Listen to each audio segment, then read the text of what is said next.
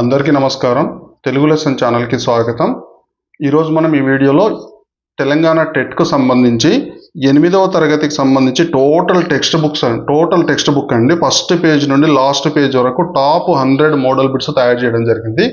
ఇవి గత టెట్ పరీక్షలను దృష్టిలో ఉంచుకొని గత టెట్ పరీక్షల్లో ఎలాంటి ప్రశ్నలు వచ్చాయో ఆ రకంగా ఇవి తయారు చేయడం జరిగింది. ఒకసారి వీడియో చివరి వరకు చూడండి.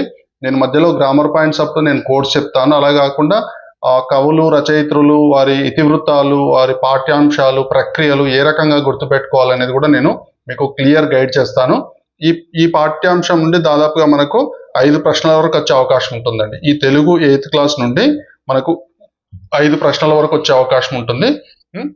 చూడండి, ఒకసారి ప్రశ్నలు చూడండి. ఇవి కవులు, రచయితలు, ప్రక్రియలు, ఇతివృత్తాలు, పాఠ్యాంశాల నుండి, కంటెంట్ నుండి ఇది ఇవ్వడం జరిగింది. నెక్స్ట్ గ్రామర్ బిట్స్ అన్నీ ఉన్నాయి. ఫస్ట్ చూడండి, త్యాగనిరతి పాఠ్యభాగ రచయిత ఎవరు?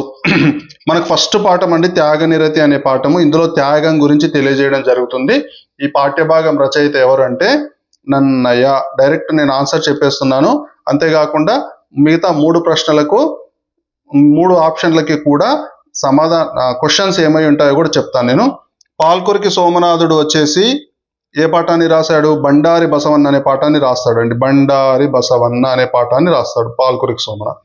ముద్దు రామకృష్ణ వచ్చేసి సముద్ర ప్రయాణం అనే పాఠ్యాంశాన్ని రాస్తాడు. సముద్ర ప్రయాణం. వట్టికోట అల్వారు స్వామి వచ్చేసి చిన్నప్పుడే అనేది ఒక కథానికని రాస్తాడు. చిన్నప్పుడే అనేది. వట్టికోట అల్వారు స్వామి తెలిసే కదండి, తెలంగాణ ఉద్యమ రచనలు చేసినటువంటి వ్యక్తి వట్టికోట అల్వారు స్వామి. ఓకేనా. నెక్స్ట్, ఈ త్యాగనిరతి పాఠ్యాంశాన్ని రాసిన నన్నయ్య భట్టారకుడు ఏ శతాబ్దానికి చెందినవాడు? నన్నయ్య ఏ శతాబ్దానికి చెందినవాడు చెప్పండి. సింపుల్ అండి, 11వ శతాబ్దానికి చెందినవాడు. నన్నయ్య 11వ శతాబ్దం. 11. తిక్కన 13వ శతాబ్దం. ఎర్రన 14వ శతాబ్దం. ఇవి మనకు నన్నయ్య ఈ పాఠంలో మనకు ఈ పాఠం నన్నయ్య గురించి తెలిసింది కాబట్టి నన్నయ్య 11వ శతాబ్దానికి చెందినవాడు. 13 అంటే తిక్కన, 14 లేదు ఇక్కడ, 14 ఎర్రన. త్యాగనిరతి పాఠం ఏ ప్రక్రియకు చెందినది? ప్రక్రియ అంటే తెలిసే కదండి, మనకు తెలుగు పాఠ్యాంశాలలో చెప్పాలనుకున్న విషయాన్ని అంటే విద్యార్థులకు నేర్పాలనుకున్న విషయాన్ని ఎలా చెప్తున్నారు, ఏ విధంగా చెప్తున్నారు? ఏ విధంగా అంటే పద్యమా, లేకుంటే కథనా, లేకుంటే నవలనా, నాటకమా, కథానికనా, వ్యాసమా, ఏ రకంగా విషయాన్ని ఏ రకంగా చెప్తున్నారు అనేది ప్రక్రియ. ఓకేనా. ఇప్పుడు కూరగాయలు తీసుకొచ్చిండ్రు, టమాటాని ఏం చేస్తున్నారు తినడానికి? టమాటా కర్రీయా, టమాటా చారువా, టమాటా చట్నీయా, టమాటా పప్పువా, అట్లా. ప్రక్రియ అంటే చెప్పాలనుకున్న విషయము ఏ రకంగా చెబుతున్నారు అనేది ప్రక్రియ. ఓకేనా. త్యాగనిరతి అనేది ఏ ప్రక్రియలో ఉంది? వ్యాసం, ద్విపద, శతకం, ఇతిహాసం. ఏ ప్రక్రియలో ఉంది? ఇది త్యాగనిరతి అనేది ఇతిహాస ప్రక్రియకు చెందినది. ఇతిహాసం, ఇది గుర్తుపెట్టుకోవాలండి. ఇది 2026లో ఒక బిట్ వచ్చింది. ఇది మనకు నన్నయ్య శతాబ్దం కూడా 2026లో ఒక బిట్ వచ్చింది, ఒక సెషన్లో వచ్చింది. ఇది ఇతిహాసం. ఇతిహాసం అంటే ఏంటంటే ఇది ఇలా జరిగింది అని అర్థం. ఇతిహాస ప్రక్రియ అర్థమైంది, ఇది ఇలా జరిగింది, పూర్వం ఇలా జరిగింది అని చెప్పడాన్ని ఇతిహాసం అంటారు. వ్యాసం అంటే తెలిసే కదా, వ్యాసం అనేది ఏదైనా ఒక విషయం గురించి వివరంగా రాస్తే దాన్ని ఏమంటారంటే వ్యాసం అంటారు. ఈ వ్యాస ప్రక్రియ ఏదుంది మన పాఠ్యాంశంలో అంటే అసామాన్యులు అనే పాఠం ఉంది. అసామాన్యులు ఇక్కడే చెప్పేస్తున్నాండి. ఇక్కడ 3 పాఠాలు అయిపోయినాయి, ఇక్కడ 3 పాఠాలు వచ్చేస్తున్నాయి. ఓకేనా. నెక్స్ట్, ద్విపద ఏదుంది? ద్విపద ఆల్రెడీ చెప్పుకున్నాం కదా, ఇది బండారి బసవన్న అనే పాఠం ఉంది. ద్విపద అనేది బండారి బసవన్న. ఎవరు రాసింది? ఇది పాల్కురికి సోమనాథుడు. 2026లో దాదాపుగా ప్రతి సెషన్లో ఒక బిట్ వచ్చింది. ప్రతి సెషన్లో పాల్కురికి సోమనాథుడు గురించి. పాల్కురికి సోమన గొప్ప కవి. పాల్కురికి సోమన గురించి ఇక్కడ రాస్తా చూడండి, ఇప్పుడే మీకు క్లియర్ అవుతుంది. పాల్కురికి సోమన గురించి మనము కేవలం 100 బిట్స్ కాదు, ఇక్కడ 400 బిట్స్ నేర్చుకుంటున్నాం. పాల్కురికి సోమన ఈయన దేశీ కవి, తొలి ప్రజాకవి, లేదా తొలి సహజ కవి కాదు, తొలి దేశీ కవి. నెక్స్ట్, తొలి తెలంగాణ కవి. పండితులనే కాకుండా పామరుల కోసం కూడా రచనలు చేసిన కవి, తెలుగులో మణిప్రవాళ శైలిని వాడిన కవి. ఇది 2026లో వచ్చింది. నెక్స్ట్ ఇది 2026లో వచ్చింది. ఇది 2026లో వచ్చింది. పాల్కురికి సోమన గురించి బిట్ లేకుండా ఎగ్జామ్ లేనే లేదు, గుర్తుపెట్టుకోండి. మణిప్రవాళ శైలి అంటే ఏంటంటే సంస్కృతము మరియు తెలుగులో రాసినటువంటి కవి. సంస్కృత భాష ఒకటే కాదు, అంటే సంస్కృతం అనేది పండితులను అలరించేది. అచ్చ తెలుగు, జాను తెలుగు, అంటే దేశీ ప్రజల తెలుగును వాడినటువంటి వ్యక్తి పాల్కురికి సోమన. సోమన లేనిది బిట్ ఉండదు, సోమన బిట్ లేనిది ఎగ్జామ్ ఉండదు, గుర్తుపెట్టుకోండి. ఓకేనా? నెక్స్ట్ ఓకేనా? ద్విపద బండారి బసవన్న ఎవరు? పాల్కురికి సోమన రాశాడు. నెక్స్ట్ శతకం వచ్చేసి తెలుసే కదండి, శతక ప్రక్రియ గురించి కూడా 2026లో వచ్చింది. శతకం అంటే శతకం ఇక్కడ రాస్తున్నా చూడండి. శతక ప్రక్రియ గురించి. శతకం అంటే 100 పద్యాల పైన ఉంటుంది. జనరల్గా 108 పద్యాలు ఉంటాయి శతకంలో, 108. ద్విశతకాలు కూడా ఉంటాయి, అంటే 200 పైన శతకాలు, త్రిశతకాలు 300 పైన శతకాలు కూడా ఉంటాయి. శతకంలో మకుటం అనేది తప్పనిసరిగా ఉంటుంది. మకుటం లేకుండా శతకాలు అనేవి చాలా చాలా తక్కువ, రేర్ అన్నమాట. శతకంలో ముక్తకాలు ఉంటాయి. ముక్తకాలు అంటే ఏ పద్యానికి ఆ పద్యం స్వతంత్ర భావాన్ని కలిగి ఉంటుంది. ముక్తకం అంటే ఇవి శతక లక్షణాలు. తప్పనిసరిగా ముక్తకం అంటే అర్థం వస్తుంది. లేదా ముక్తకాలని వేటిని అంటారు అంటే శతకాలని అంటారు. శతకంలో ఎన్ని పద్యాలు ఉంటాయని 2026లో బిట్ అడిగారు. నెక్స్ట్ మకుటం నియమం కలిగినది ఏంది అనేది ఒక బిట్ అడిగారు. శతకం అనేది ఈ ఈ ఈ 8వ తరగతి నుండి 5 కాదండి, ఇంకా ఎక్కువ బిట్స్ వచ్చే అవకాశం ఉంది. ఓకేనా? నెక్స్ట్ ఇతిహాసం అంటే తెలిసింది. సముద్ర ప్రయాణం పాఠ్యభాగ రచయిత ఎవరు? ఆల్రెడీ మనం పైన చెప్పుకున్నాం. ఫస్ట్ దాంట్లోనే సముద్ర ప్రయాణం పాఠ్యభాగ రచయిత ఎవరు? ముద్దు రామకృష్ణయ్య. గంగుల షాయిరెడ్డి ఏం రాశాడు చూద్దాం మరి. గంగుల షాయిరెడ్డి కూడా ఇందులో ఉంది కదా.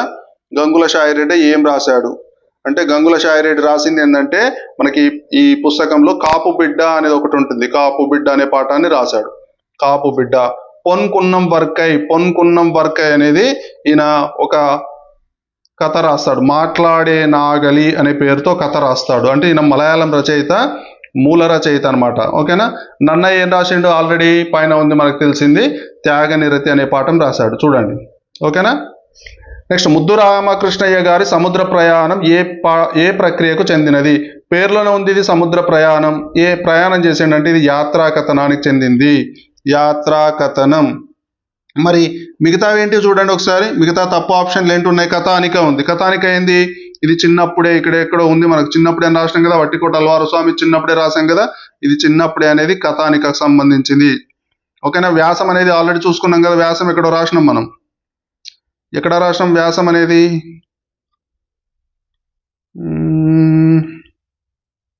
ఇక్కడెక్కడో ఇందాకనే రాసినాం వ్యాసం. అసామాన్యులు, ఇగో ఇది అసామాన్యులు వ్యాస ప్రక్రియకు చెందింది. అసామాన్యులు పాఠం. ద్విపద అనేది దేనికి చెందింది? ఆల్రెడీ ఇక్కడ రాసినాం. ద్విపద అనేది బండారి బసవన్న పాఠం. ఏం పాఠం అది? బండారి బసవన్నది చెప్పండి ఒకసారి. సారీ, పాఠం పేరే బండారి బసవన్న. ఇది రాసింది ఎవరంటే సోమన, పాల్కురికి సోమన. రైట్. ఓకేనా?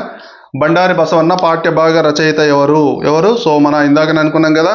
మరి వేమగంటి నరసింహాచార్యులు ఏం రాశాడు? ఈయన మంజీరా అనే పాఠం రాశాడు. మంజీరా గేయం. ఓకేనా? ఆచార్య కె రుక్నుద్దీన్ ఏం రాశాడు? ఈయన అమరులు అనే పాఠ్యాంశాన్ని రాశాడు. అమరులు. నన్నయ్య ఏం రాసిండు? ఆల్రెడీ పైన చెప్పుకున్నాం. త్యాగనిరతి అనే పాఠాన్ని రాసిండు. ఓకేనా? తెలుగులో స్వతంత్ర కావ్యాన్ని రాసిన తొలి కవి. ఇప్పుడే ఇందాకనే చెప్పుకున్నాం చూడండి. స్వతంత్ర కావ్యాన్ని రాసిన తొలి కవి. మరియు మణిప్రవాళ శైలిని వాడిన తొలి కవి. మణిప్రవాళ శైలిని వాడింది ఎవరు? Palkuriki Somana. Very very very very very very important. ఓకేనా? సోమన బిట్ లేనిది ఎగ్జామ్ ఉండదు, గుర్తుపెట్టుకోండి. ఇంపార్టెంట్ బిట్స్ ఖచ్చితంగా ప్రతి ఎగ్జామ్లో పాల్కురికి సోమన బిట్ కంపల్సరీ ఉంటుంది. ఓకేనా? నెక్స్ట్ పోతన ఈయనను సహజ కవి అంటారు. నన్నయ్యను తెలుగులో ఆది కవి అంటారు. తిక్కన మనకు తిక్కన గురించి పెద్దగా ఈ తరగతులు లేదు. ఓకేనా? బండారి బసవన్న పాఠ్యభాగం ఏ ప్రక్రియకు చెందినది? ఆల్రెడీ మనం చెప్పుకున్నాం ఇక్కడ. బండారి బసవన్నది ద్విపద ప్రక్రియకు చెందినది. కాబట్టి ఇదేంది? ద్విపద. ఆన్సర్. ఇతిహాసం అనేది నన్నయ్యది ఏందది? త్యాగనిరతి పాఠం. శతకం అనేది శతకానికి సంబంధించింది. ఓకేనా? కావ్యం అనేది ఇక్కడ మనకు కావ్యం ఏది లేదు. రైట్. నెక్స్ట్ చూడండి, అసామాన్యులు పాఠ్యభాగం ఏ ఇతివృత్తం ఆధారంగా రూపొందించబడింది? అసామాన్యులు అంటే సామాన్యులు కాని వారు, గొప్పవారు అని అర్థం. ఏ ఇతివృత్తం? ఇక్కడ శ్రమ సౌందర్యం గురించి చెప్పబడింది. అంటే అందులో మనకు 8వ తరగతి విద్యార్థులకు తమ పరిసరాల్లో కనిపించే అన్ని రకాల కుల వృత్తుల గురించి ఇక్కడ ప్రస్తావించడం జరిగింది. ఏ వృత్తి తక్కువది కాదు, ఏ వృత్తి ఎక్కువ కాదు, అన్ని వృత్తులు సమానము. డిగ్నిటీ ఆఫ్ లేబర్, పిల్లలలో డిగ్నిటీ ఆఫ్ లేబర్, శ్రమ మీద గౌరవాన్ని పెంపొందించడానికి ఈ పాఠ్యాంశాన్ని ఏర్పాటు చేయడం జరిగింది. త్యాగగుణం అనేది ఫస్ట్ పాఠం, త్యాగనిరతి అనే పాఠ్యాంశం కోసం ఫస్ట్ పాఠం ఏర్పాటు చేయడం. భక్తి తత్పరత అనేది బండారి బసవ అన్నది భక్తి తత్పరత. నెక్స్ట్ జంతు ప్రేమ అనేది మనకు లాస్ట్ పాఠం ఇందాక చెప్పుకున్నాం కదా, మాట్లాడే నాగలు అనేది జంతు ప్రేమ గురించి తెలియజేయడం జరిగింది. ఓకేనా.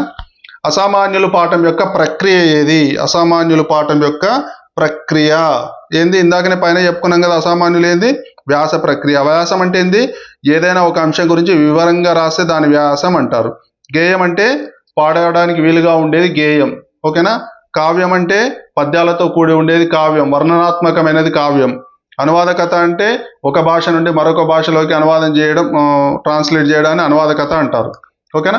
శతకసుధ పాఠ్యభాగం యొక్క ఇతివృత్తం ఇది. ఇతివృత్తాలు ఎందుకు అడుగుతున్నాను నేను? ఇతివృత్తాలు రచయితలు ఎందుకు అడుగుతున్నానంటే తప్పనిసరిగా ఒక ఇతివృత్తం వస్తుంది, ఒక రచయిత వస్తుంది. 2 పాఠ్యాంశాలు 2 మార్కులు తప్పనిసరిగా వస్తాయండి. ఓకేనా. శతకసుధ ఇతివృత్తం ఏంది? సంస్కృతి, నదీ ప్రశంస, రైతు జీవితం, నైతిక విలువలు. ఎప్పుడైనా చూడండి, శతక పద్యాల వల్ల మనకు తెలిసేది ఏంటంటే అది ఏ తరగతిలో ఉన్న శతక పద్యాల వల్ల మోరల్ వాల్యూస్ డెవలప్ అవుతాయి, నైతిక విలువలు డెవలప్ అవుతాయి. పిల్లలకు మోరల్ వాల్యూస్ డెవలప్ చేయడానికి శతక పాఠ్యాంశాలను ఇవ్వడం జరుగుతుంది. అది గుర్తుపెట్టుకోవాలి. ఓకేనా. నెక్స్ట్ సంస్కృతి అనేది, నదీ ప్రశంస అనేది కూడా మనకు మంజీరా గురించి ఉంది. మంజీరా పాఠ్యాంశం నదీ ప్రశంస. రైతు జీవితం గురించి కాపు బిడ్డ గురించి రైతు జీవితం. ఓకేనా. తెలుగు జానపద గేయాలు పాఠ్యభాగ రచయిత ఎవరు? ఇది 2026లో డైరెక్ట్ బిట్ వచ్చింది. ఆచార్య బిరుదురాజు రామరాజు జానపద గేయాలు రాసింది. వట్టికోట అల్వారు స్వామి ఆల్రెడీ చెప్పుకున్నాం కదా, చిన్నప్పుడే అనే పాఠం రాసిండు. కె రుక్నుద్దీన్ అమరులు అనే పాఠ్యాంశం రాసిండు. గంగుల షాయిరెడ్డి కాపు బిడ్డ అనే పాఠ్యాంశం రాసిండు. ఓకేనా. మంజీరా పాఠ్యభాగ రచయిత ఎవరు? మంజీరా అనేది ఇది గేయం అంటే పాడుకోవడానికి వీలుగా ఉండేది. ఇది 2026లో వచ్చింది. పాడుకోవడానికి వీలుగా ఉండేదాన్ని ఏమంటారంటే గేయం. మంజీరా పాఠ్యభాగం రాసింది ఎవరంటే వేము అంటే నరసింహాచార్యులు.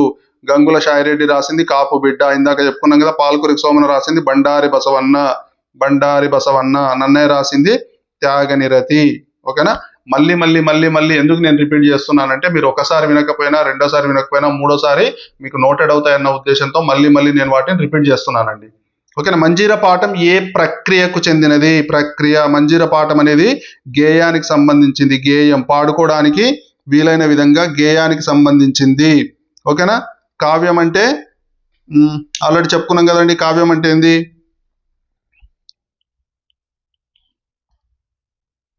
పద్యాలతో కూడి ఉండేది కావ్యం. వచన కవిత అంటే వచన రూపంలో ఉండే కవిత, అంటే ఛందస్సు లేనిది. ద్విపద అంటే 2 పాదాలు కలిగినది. 2 పాదాల పద్యాన్ని ఏమంటాం? ద్విపద అంటాం. ఓకేనా. చిన్నప్పుడే పాఠ్యభాగ రచయిత ఎవరు? ఆల్రెడీ పైన చెప్పుకున్నాం కదండి, చిన్నప్పుడేంది? వట్టికోట అల్వారు స్వామి. ఈ వట్టికోట అల్వారు స్వామి, నెక్స్ట్ దాశరథి, పాల్కురికి సోమన, వీరి నుండి బిట్స్ కంపల్సరీ వస్తాయండి. పాల్కురికి సోమన, దాశరథి, వట్టికోట అల్వారు స్వామి వీళ్ళ నుండి బిట్స్ కంపల్సరీ వస్తాయి, గుర్తుపెట్టుకోండి. ఓకే. రుక్నుద్దీన్ అమరులు అనే పాఠం రాశాడు. ముద్దు రామకృష్ణయ్య సముద్ర ప్రయాణం అనే పాఠం రాసిండు. పొన్కున్నం వరకై లాస్ట్ పాఠం మాట్లాడే నాగల్ అనే పాఠాన్ని రాసిండు. మాట్లాడే నాగల్ అనే పాఠ్యాంశం. నెక్స్ట్ చూడండి, ఇవి 2-3 ప్రశ్నలు అయితే అయిపోతాయండి. నెక్స్ట్ గ్రామర్ బిట్సే ఉంటాయి కొంచెం, ఎందుకంటే ఇందులో నుండి ఖచ్చితంగా ఒక్క బిట్ తప్పనిసరిగా వస్తుందని నేను ఎక్కువ వీటి గురించి రాయడం జరిగింది. చిన్నప్పుడే పాఠ్యభాగం ఏ ప్రక్రియకు చెందింది? చిన్నప్పుడే అనేది పాఠ్యభాగం అనేది ఏ ప్రక్రియ? చిన్నప్పుడే అనేది ఏంటంటే కథానిక. వ్యాసం, కావ్యం, గేయం, కథానిక అండి. కథానిక అంటే కథ కంటే చిన్నది. ఇది గుర్తుపెట్టుకోండి బాగా. కథ కంటే చిన్నది కథానిక. చివరికి ఇక అని వస్తే అది కథ, చిన్నది అని అర్థం. నాటకం, ఇక అని వస్తే నాటిక. ఓకేనా. ఇది అంటే ఉన్నదానికంటే చిన్నదాన్ని ఏమంటాం? ఇక అంటాం. ఇక అని యాడ్ అయిందంటే అది చిన్నది అని అర్థం. నాటకం కన్నా చిన్నది నాటిక, కథ కన్నా చిన్నది కథానిక, లత అంటాం, లత అంటే తీగ, లత కన్నా చిన్నది లతిక అంటే చిన్న తీగను లతిక అంటాం. గీతం అంటాం, గీతం అంటే కొంచెం పెద్దది, గీతిక అంటే చిన్నది. ఓకేనా, అంటే చివరన ఇక అని వచ్చింది అనుకోండి అది చిన్నది అని అర్థం. Okay right. అమరులు పాఠ్యభాగ రచయిత ఎవరు? అమరులు ఇందాకనే చెప్పుకున్నాం ఆల్రెడీ, ఆచార్య కే రుక్నుద్దీన్. ఇవన్నీ మళ్ళీ మళ్ళీ రిపీట్ అయినండి, నేను రిపీట్ ఏం చేయట్లేదు. అమరులు పాఠభాగం ఏ ప్రక్రియకు చెందినది? కావ్యం, ద్విపద, వ్యాసం, వచన కవిత. అమరులు పాఠం అనేది ప్రక్రియ. చెప్పండి. కావ్యం, ద్విపద, వ్యాసం, వచన కవిత. అమరులు అనేది ఏంటంటే వచన కవితకు చెందినది. వచన కవిత, వచన కవిత అంటే వచన రూపంలో ఉండే కవిత. ఇక్కడ చందో నియమాలు ఏమీ ఉండవు, సరళమైన పదాలతో రాయొచ్చు. సింగరేణి పాఠభాగం ఏ ప్రక్రియకు చెందినది? సింగరేణి. ఇందులో నుండి మొన్న ఒక బిట్ వచ్చిందండి 2026లో. సింగరేణి పాఠ్యభాగం అనేది వ్యాసానికి సంబంధించింది. వ్యాసం, ఇది గుర్తుపెట్టుకోండి. వ్యాసం అంటే ఏదైనా ఒక అంశం పైన వివరంగా రాయడాన్ని వ్యాసం అంటాం. కాపుబిడ్డ పాఠ్యభాగ రచయిత ఆల్రెడీ మనం చెప్పుకున్నాం, గంగుల షాయిరెడ్డి. రైతు జీవితం గురించి రాశాడు. రైతు జీవితం ఇక్కడ ఇచ్చిన ఆల్రెడీ ఉంది చూడండి. కాపుబిడ్డ పాఠం యొక్క ఇతివృత్తం ఏంటిది అంటే ఏంది? రైతు జీవితం. కాపు, కాపు అంటే వ్యవసాయం, బిడ్డ అర్థమైందా? ఇక్కడ కాపు అంటే ఇక్కడ మనం ఒక కులాన్ని లేదా దాన్ని తీసుకోవద్దండి. ఇక్కడ కాపు అంటే ఏంటంటే వ్యవసాయం. కాపు బిడ్డ అంటే రైతు. రైతు జీవితం గురించి ఇక్కడ చెప్పడం జరిగింది. ఓకేనా. నెక్స్ట్, మాట్లాడే నాగలి పాఠ్యభాగం మూల రచయిత ఎవరు? మూల రచయిత అంటే మొదటగా రాసినది ఎవరంటే పొన్కున్నం వరకై. ఈయన మలయాళంలో రాస్తాడు, మలయాళం. దీన్ని తెలుగులోకి అనువదించిన ఆయన వేణుగోపాలరావు. ఇక్కడ నేను రెండో ఆప్షన్ ఇది ఎందుకు ఇచ్చినంటే డైరెక్ట్ ఈ బిట్ పెట్టేస్తారు అన్నట్టు కన్ఫ్యూజ్ చేయడం కోసం ఇచ్చిన, మిమ్మల్ని కన్ఫ్యూజ్ చేద్దామని. కానీ మీరు కన్ఫ్యూజ్ కారు, ఎందుకంటే పర్ఫెక్ట్గా ప్రిపేర్ అయ్యారు. మీరు తెలుగు ఛానల్ వీడియోలు చూస్తున్నారు కాబట్టి మీరు కన్ఫ్యూజ్ అయ్యే అవకాశమే ఉండదు. మూల రచయిత ఎవరు? పొన్కున్నం వరకై. ఓకేనా. నెక్స్ట్, మాట్లాడే నాగలి పాఠ్యభాగం ఏ ప్రక్రియకు చెందినది? ఇది అనువాద కథ, అంటే మలయాళం నుండి తెలుగులోకి అనువాదం జరిగింది అనమాట. మాట్లాడే కథను మలయాళం నుండి తెలుగులోకి అనువదించిన వారు ఎవరు? ఇందాక చెప్పినాం కదా ఎవరు. మీరు కన్ఫ్యూజ్ అవుతారు అనుకున్నా కానీ ఏం కన్ఫ్యూజ్ కాలేదు. ఇది వేణుగోపాలరావు తెలుగులోకి అనువదించాడు. ఓకేనా. మాట్లాడే నాగలి పాఠం ఇతివృత్తం ఏమిటి? ఇతివృత్తం. ఇతివృత్తం అంటే ఏంది? అందులో ఏ రకమైన స్టోరీ ఉంది అని అర్థం. ఏముంది? రైతు జీవితం, నదీ ప్రశంస, త్యాగగుణం, జంతు ప్రేమ. ఇందులో జంతు ప్రేమ గురించి ఉంటుందండి. ఓకేనా. త్యాగగుణం అంటే త్యాగనిరతి, త్యాగనిరతి పాఠం త్యాగగుణం. నదీ ప్రశంస అంటే మంజీరా, మంజీరా నది గురించి రాసిండు.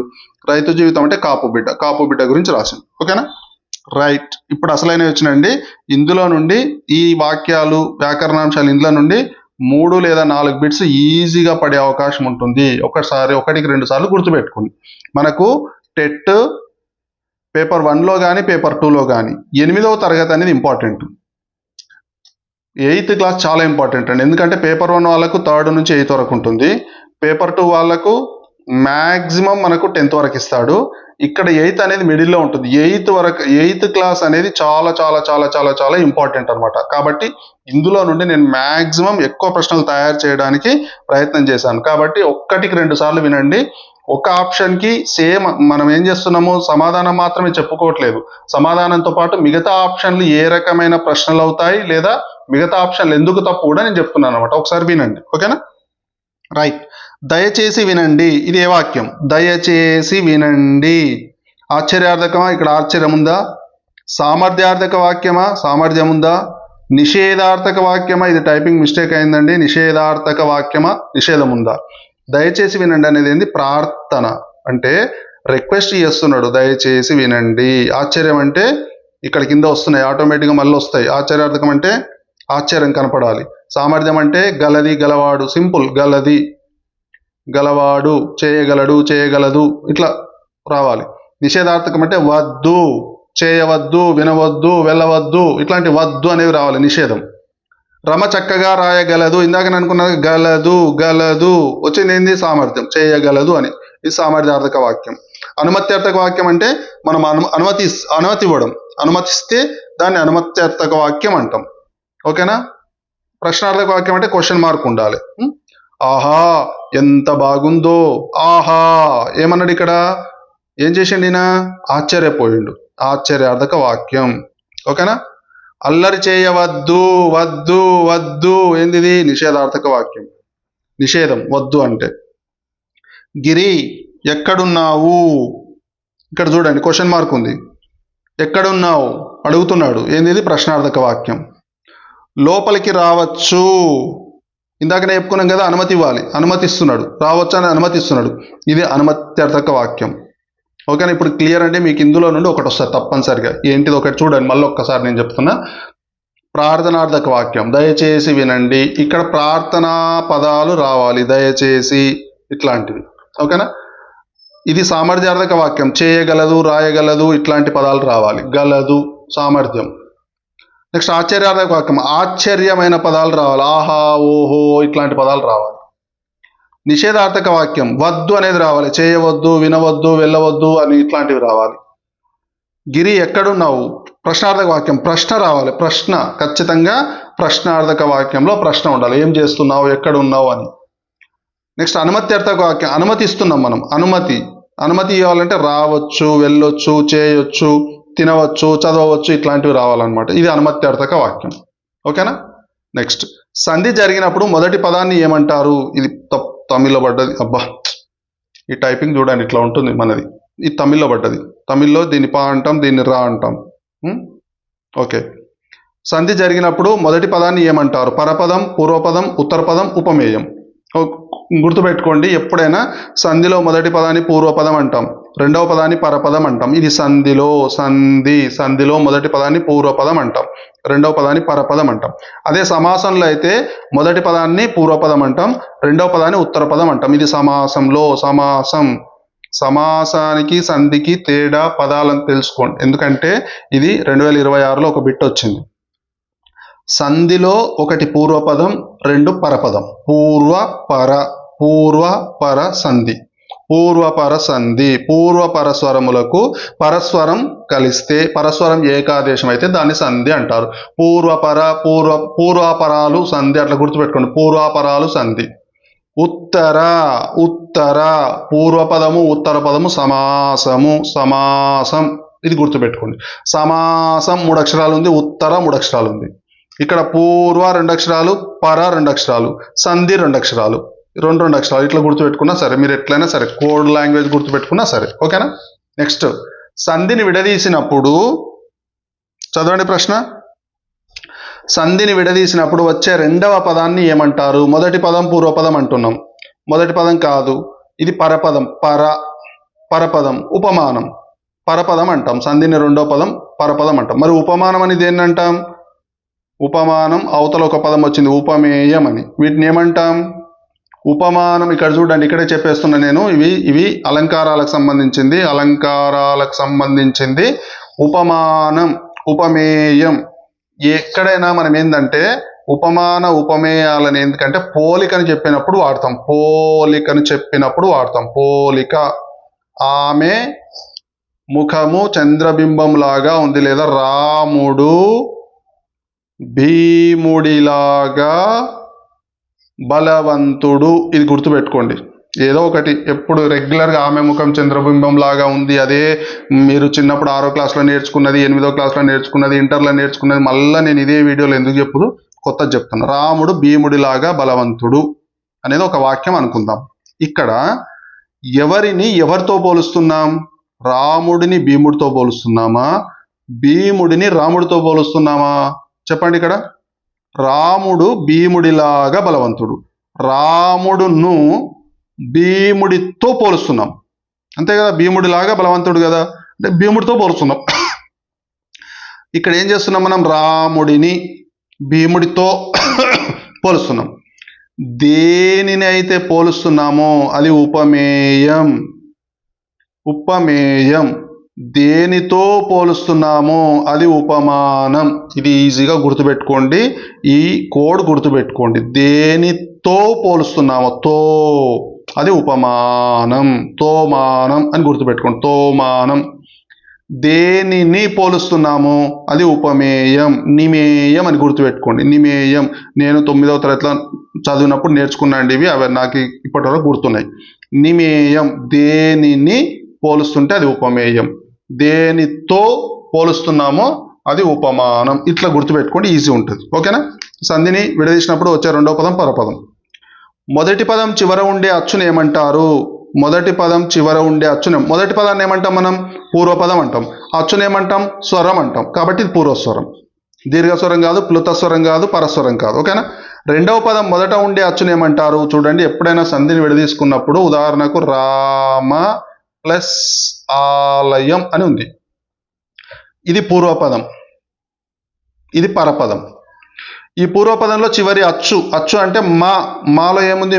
ప్లస్ ఆ. అచ్చు అంటే ఆ అనేది అచ్చు. ఇక్కడ పరపదంలో మొదటి అచ్చు ఏముంది? ఇక్కడ ఆ. ఈ రెండే కలుస్తాయి ఎప్పుడైనా. పూర్వపదంలో చివరి అచ్చు, పరపదంలో మొదటి అచ్చు. దీన్ని ఏమంటాం? పూర్వస్వరం అంటాం, దీన్ని పరస్వరం అంటాం. స్వరము అంటే అచ్చు అని అర్థం. అచ్చు. స్వరం అంటే కంఠస్వరం కాదు, ఇక్కడ స్వరం అంటే అచ్చు. ఇది పూర్వస్వరం, ఇది పరస్వరం. ఓకేనా. ఇక్కడ ఏమంటున్నాడు? రెండవ పదం మొదట ఉండే అచ్చుని ఏమని పిలుస్తారు? ఇది రెండవ పదం, కనిపిస్తుంది కదా, ఇది మొదట ఉంది అచ్చు. దీన్ని ఏమంటారు? రెండవ పదాన్ని ఏమన్నాం? పరపదం అన్నాం. పరపదం యొక్క అచ్చుని ఏమంటాం? పరస్వరం అంటాం. ఇది పరస్వరం అంటాం. వ్యంజనం అంటే హల్లు అండి. వ్యంజనం అంటే హల్లు. హ్రస్వం అంటే చిన్నది, పొట్టిది, పొట్టి అక్షరం. పూర్వస్వరం అంటే కాదు, అది పూర్వస్వరం అంటే మొదటి స్వరం. వ్యాకరణ పరిభాషలో అత్తు అంటే ఏంది? అత్తు అంటే అర్థం ఏంటి? చెప్పండి. అత్తు అంటే ఏంటంటే హ్రస్వమైన ఆకారం. ఇది గుర్తుపెట్టుకోవాలండి. Very very very very important. Very very very very important.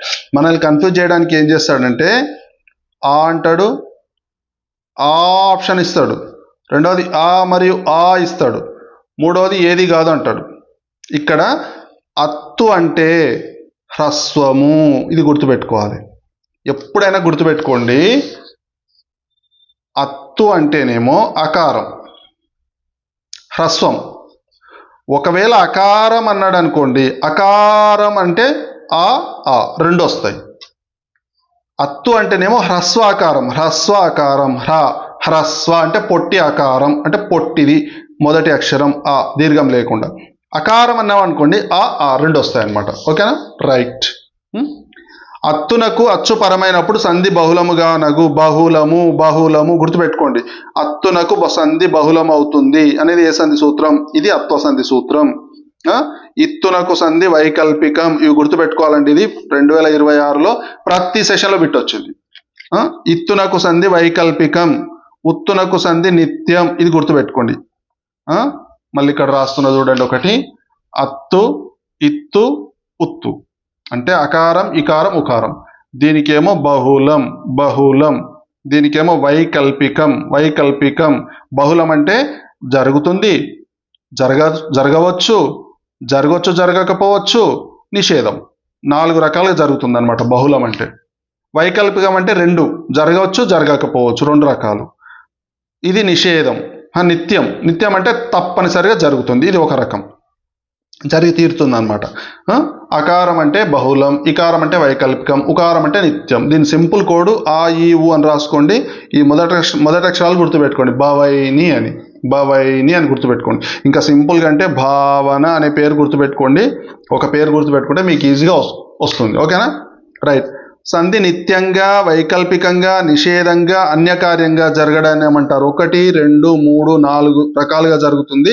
ఇది బహుళంగా జరుగుతుంది కాబట్టి ఏమంటారు? దీన్ని బహుళం అంటారు. ఇది ఆదేశం, ఆదేశం. ఓకేనా. రైట్. రామయ్య, రామ ప్లస్ అయ్య అనే పదంలో సంధి ఎల్లప్పుడూ జరుగుతుంది. ఎల్లప్పుడూ జరుగుతుంది గుర్తుపెట్టుకోండి. ఖచ్చితంగా జరుగుతుంది అంటే ఏంది? అది ఇందాక చెప్పుకున్నాం కదా మనం. ఖచ్చితంగా జరిగి తీరుతుంది అంటే అదేంది? నిత్యం. అది గుర్తుపెట్టుకోవాలి. మేనత్త, మేనయత్తలో సంధి జరగకపోవచ్చు, జరగకపోవచ్చు. దీన్ని ఇది 2026లో ఒక సెషన్లో వచ్చిందండి. మేనత్త, మేనయత్త అనే పదంలో సంధి జరగవచ్చు, జరగకపోవచ్చు. 2 రకాలు అన్నాం కదా ఇక్కడ. 2 రకాలు అంటే ఏంది? ఇది వైకల్పికం, వైకల్పికం. నెక్స్ట్, సెలయేరు పదాలు సెలయేరులాగా మారకుండా ఉండడాన్ని ఏమంటారు? ఇక్కడ చూడండి, సెలయేరు, సెలయేరుగా మారట్లేదు. దీన్ని ఇక్కడ చూడండి, సెల ప్లస్ ఏరు. మనం ఏం చేసినాం? వీటిని రాసినాం అంటే విడదీసినాం. ఇక్కడ లాలో ఉండే ఆ, ఇక్కడ ప్లస్ ఏ, ఈ 2 కలిసినప్పుడు ఈ ఏ ఏం కావాలి? ఇందులో కలవాలి, అంటే సెలయేరు కావాలి. సెలేరు కాలేదు, ఏమైంది? సెలయేరు అయ్యింది. ఎడాగమం వచ్చింది మధ్యలో. యా అనేది వచ్చి యాడ్ అయింది. యా అనేది వచ్చి యాడ్ అయింది అంటే ఇక్కడ సంధి జరిగినట్ట? జరగలేదు కదా, కాబట్టి ఇది నిషేధం. ఓకేనా, 4 రకాలు జరుగుతాయి అన్నమాట. ఓకేనా, అకార సంధిలో 4 రకాలు జరుగుతాయి. ఒకటి నిత్యం, రెండవది వైకల్పికం, మూడవది నిషేధం. ఒక్కొక్క పదాలు ఒక్కొక్కలాగా మారకుండా మరో రూపంలోకి మారడాన్ని ఏమంటారు? ఇది ఏంటంటే అన్యకార్యం. ఓకేనా, మరో రూపంలోకి మారతాయి. ఇట్లా అంటే ఒక ప్లస్ ఒక. ఇక్కడ ఏం కావాలి? ఇక్కడ ఓ ఉంది, ఇక్కడ ఆ ఉంది. ఇక్కడ ఈ ఓ అనేది ఏం కావాలి? ఇళ్ళకి కలవాలి, అంటే ఒక్కొక్క రావాలి. ఒక్కొక్కలా కాకుండా ఏమొస్తుంది? ఒకనొక వస్తుంది, అంటే వేరే రూపంలో మారింది. ఇది ఏంది? అన్యకార్యం. అన్య అంటే వేరే విధంగా. ఓకేనా, వ్యాకరణంలోని ఏఓఆర్లని ఏమంటారు? ఏఓఆర్ ఇది 2026లో వచ్చింది. దాదాపుగా చూడండి, ప్రతి బిట్టు మీకు 2026లో వచ్చింది. నేను ఊరికే చెప్పట్లేదండి, ఇవి అఫీషియల్ వెబ్సైట్ నుండి డౌన్లోడ్ చేసిన దాంట్లో చూసి చెప్తున్నాను. ఇవి 2026లో వచ్చినాయి. ఓకేనా, ఏఓఆర్లు ఏమంటారు? గుణములు అంటారు. గుణాలు అంటే ఏఓఆర్లు. ఎన్నులు అంటే యావారాలు. ఎన్నులు అంటే వృద్ధులు అంటే ఐఔలు. ఇది కూడా 2026లో వచ్చింది. ఓకేనా, పరుషాలు అంటే క వీటిని పరుషాలు అంటారు. కఠినంగా పలుకుతున్నాం మనం. పరుషంగా పలుకుతున్నాం కాబట్టి పరుషాలు. ఇట్లా. ఓకేనా, అకారానికి ఈ ఊరులు పరమైనప్పుడు క్రమంగా ఏఓఆర్లు వస్తాయి. ఇదే సంధి. ఇందాక చెప్పుకున్న గుణాలు అంటారు కాబట్టి ఇది గుణ సంధి. ఓకేనా, రైట్. అకారానికి ఈ పరమైనప్పుడు అకారానికి అకారం అంటే ఆగాని. వీటికి ఏమైందంట? ఏ పరమైతే ఈ ఊరులు పరం కావాలి. అంటే అకారానికి ఈ పరమైతే, ఊ పరమైతే, రూపరమైతే ఏమొస్తాయి? ఏ వస్తుంది, ఓ వస్తుంది, అర్ర వస్తుంది. వీటిని ఏమంటాం? అకారానికి ఈ పరమైతే ఏం కావాలి? అకారానికి ఈ పరమైతే ఏ రావాలి, ఏ రావాలి. అకారానికి ఊ పరమైతే ఏం రావాలి? ఓ రావాలి. అకారానికి రూపరమైతే ఏం రావాలి? అర్ రావాలి. ఈడ మీకు కన్ఫ్యూజ్ చేయడానికి ఆర్ అని కూడా ఇస్తాడు. ఆర్ అనేది తప్పు. ఓకేనా, అర్ర అనేది రావాలి. ఇంద్రాగ్నులు పదాన్ని విడదీయగా వచ్చే సరైన రూపం ఏది? ఇంద్రాగ్నులు. విడదీసినప్పుడు ఎప్పుడు కూడా మనకు 2 పదాలకు అర్థం ఉండాలి. ఇంద్ర ప్లస్ అగ్నులు. ఇంద్రా దీర్ఘం అవసరం లేదు, ఇంద్ర అయితే సరిపోతుంది. ఓకేనా, ఇంద్ర ప్లస్ అగ్నులు. ఇగ్నులు కాదు, అగ్నులు. ఇది త్యాగం. ఇది విడదీయండి.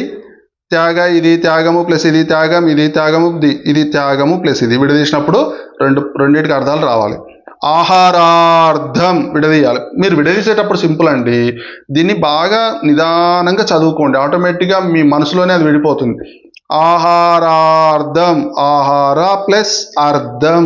ఇది 1కి 2 సార్లు ఆప్షన్లను చదవాలి. ఇది కన్ఫ్యూజ్ అవుతారు. ఇది దీర్ఘం ఉంది, దీర్ఘం లేదు. దీర్ఘం ఉండకూడదు, దీర్ఘం ఉండకుండా ఉండాలన్నమాట. ఆహారార్థం. ఓకేనా, నెక్స్ట్ నేనెట్లు పదమును విడదీస్తే వచ్చే రూపం నేను ప్లస్ ఎట్లు. ఇది శౌర్యాది విడదీయాలి. శౌర్య ప్లస్ ఆది. ఇది ఆన్సర్. నెక్స్ట్ ఇది విద్యాభ్యాసం అండి. విద్యాభ్యాసం. నా టైపింగ్ ఇట్లా అవుతుంది చూడండి. విద్యాభ్యాసం. విద్యాభ్యాసం విడదీసినప్పుడు విద్యా ప్లస్ అభ్యాసం. ఇది సవర్ణ దీర్ఘ సంధి. మొదలయ్యింది. మొదలు ప్లస్ అయ్యింది. ఇది ఉకార సంధి. ఓకేనా, విద్యార్థులు. విద్య ప్లస్ అర్థులు. విద్యను అర్థించేవారు. ఇది గుణ సంధి, సవర్ణ దీర్ఘ సంధి. ఏదైనా. ఏది ప్లస్ అయినా, ఏది ప్లస్ అయినా, ఏది ప్లస్ అయినా, ఏదైనా. ఏది చెప్పండి ఒకసారి, 1కి 2 సార్లు చూడండి. ఏది ప్లస్ అయినా, ఏది ప్లస్ అయినా. ఏది ఆన్సర్? ఇది చెప్పండి. ఇది ఏ సంధి అవుతుంది? ఏది ప్లస్ అయినా ఇత్వ సంధి అవుతుంది. ఇత్వ సంధి. ఇక్కడ చూడండి సింపుల్గా మీరు ఏది ప్లస్ అయినా అయితేనేమో ఏదైనా, ఏది ప్లస్ అయినా అయితేనేమో ఏదైనా. ఇది కన్ఫ్యూజ్ కావద్దు. ఇదేంది మీకు ఏది ప్లస్ అయినా, ఇది ఆన్సర్. వారందరూ. వారు ప్లస్ అందరూ ఈడ ఉంది. కనకాచలం. కనక ప్లస్ అచలం. అచలం అంటే కదలనిది అని అర్థం. కొండ అని అర్థం. కనక అంటే బంగారు, బంగారు కొండ. పుడమీష, ఇది వెరీ వెరీ ఇంపార్టెంట్ అండి, very very very very very very important. పుడమి ప్లస్ ఈష, ఇది ఏ సంధి?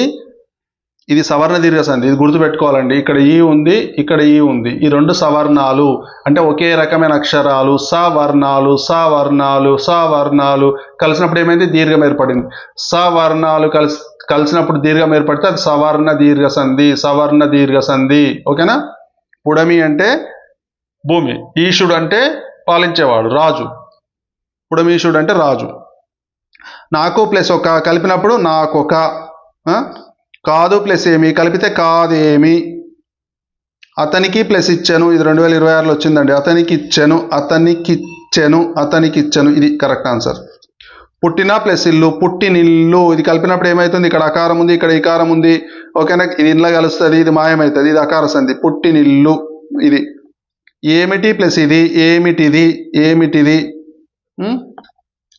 నాయన ప్లస్ అమ్మ, నాయనమ్మ, ఇది. గజేంద్రుడు, గజ ప్లస్ ఇంద్రుడు, ఇట్లా విడదీసుకోవాలండి, విడదీసుకోవాలి. గజ ప్లస్ ఇంద్రుడు, అకారానికి ఈ పరమైతే ఏ వచ్చింది, ఇదే సంధి, గుణసంధి.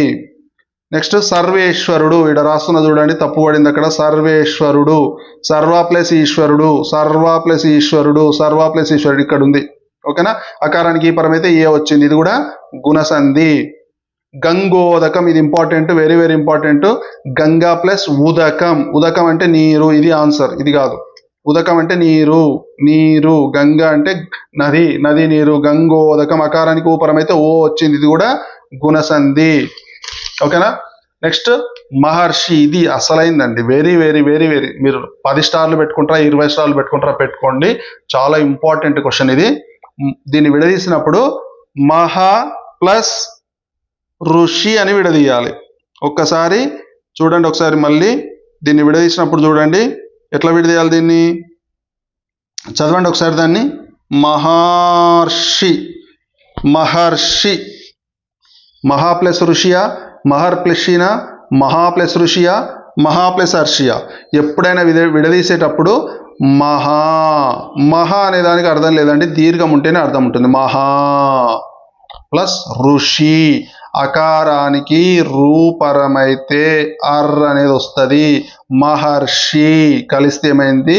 మహర్షి అయింది. ఓకేనా? ఇది ఆన్సర్. రైట్.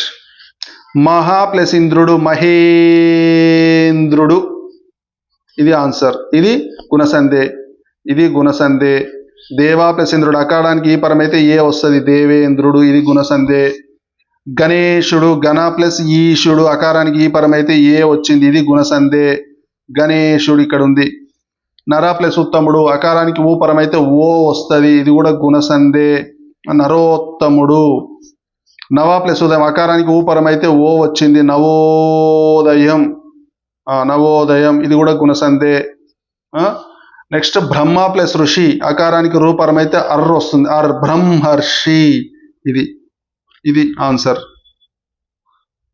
బ్రహ్మర్షి, బ్రహ్మ ఋషి, బ్రహ్మర్షిగా బ్రహ్మర్షి, ఇది ఇది రెండు సేమ్ ఉన్నాయండి. ఇది ఏది కాదని పెట్టుకోదు, ఒకటి ఆన్సర్. ఓకేనా? బ్రహ్మర్షి.